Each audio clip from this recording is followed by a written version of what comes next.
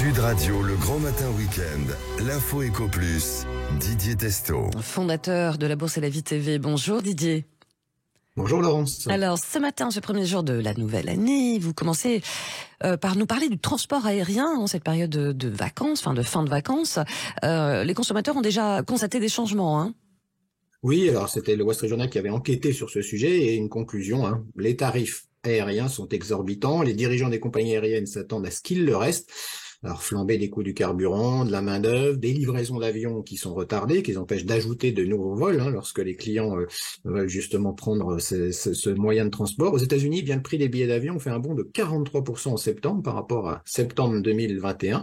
Même si les prix sont encore modérés ces derniers mois, les experts de l'industrie, les dirigeants des compagnies aériennes, nous disent qu'ils vont s'attendre à des tarifs bas, c'est fini, on peut dire. Aujourd'hui, les vols au départ de mars, par exemple, 2023, coûtent en moyenne $350 par billet aller-retour, et c'est plus 26% par rapport à la même époque de l'année dernière. C'est ça. Mais est-ce que la situation est la même en Europe ?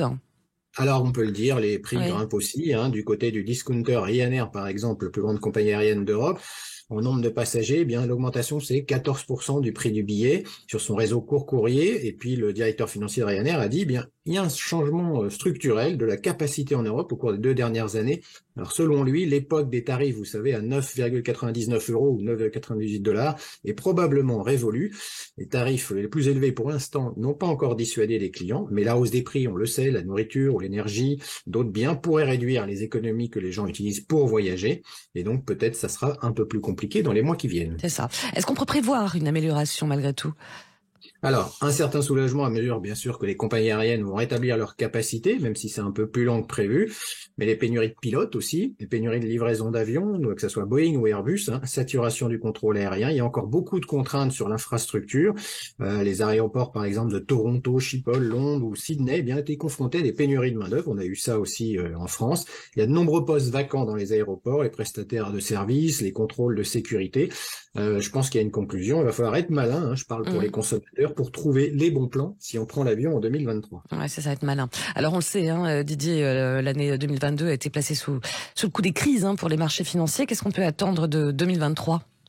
Oui, alors en ce début d'année, les investisseurs font leurs pronostics qui peuvent se révéler justes, comme à côté de la plaque, car nous savons, l'économie n'est pas une science exacte, même si les risques sont identifiés, certains ne le sont pas toujours. Le meilleur exemple 2022, bien entendu, c'est la guerre de la Russie contre l'Ukraine, imprévisible, tout comme la crise Covid et ses conséquences sur les désorganisations de l'économie mondiale qui en a découlé. Ils n'ont pas encore fini de voir les conséquences, justement. Ça fait plus de 20 ans que nous vivons dans un monde sans inflation. Depuis 2008, les banques centrales, que ce soit aux États-Unis ou en Europe, ont injecté des milliards dans l'économie et sur les marchés. Alors, selon certains spécialistes, c'est en train de changer, ce mode est en train de changer, les banques centrales sont en train de réduire leur bilan. En face, les États sont endettés, donc lutter contre l'inflation va obliger à détruire du capital. Ouais, mais est-ce que ça peut se passer sans heurts ?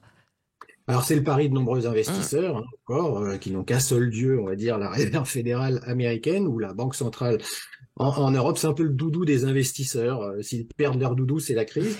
Donc, ils préfèrent penser que les banques centrales ne vont pas laisser les marchés s'effondrer. Pourtant, dans une récente interview, notamment du président de la Bundesbank, Joachim Nagel, il a déclaré que la Banque centrale européenne commençait à réduire son bilan en 2023 et il a dit qu'une récession pourrait être insuffisante pour ramener l'inflation sur sa fameuse cible. Ce qui se passe, c'est que les multiples boursiers ne sont plus justifiables dans ce nouvel environnement de hausse de taux.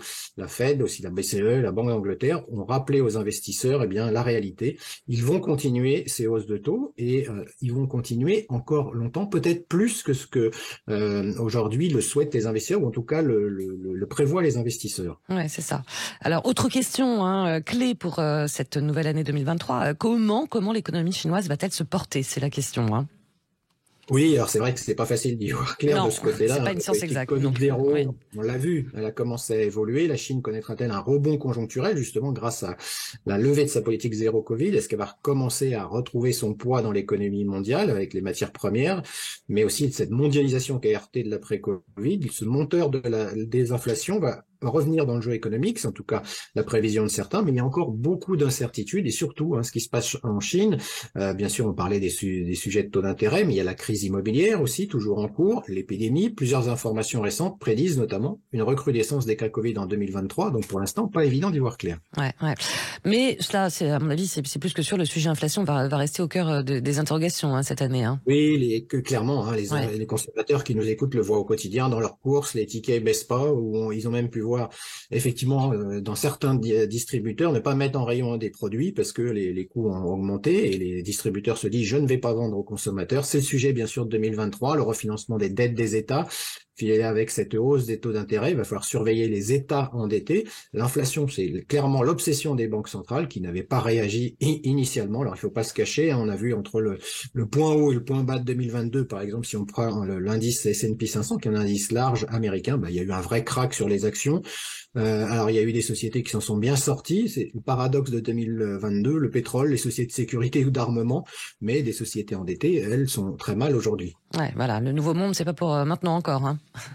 Alors, il se dessine, mais la certitude de réduction de l'inflation, le sujet reste encore tabou. Mais éviter une récession va être véritablement un pari.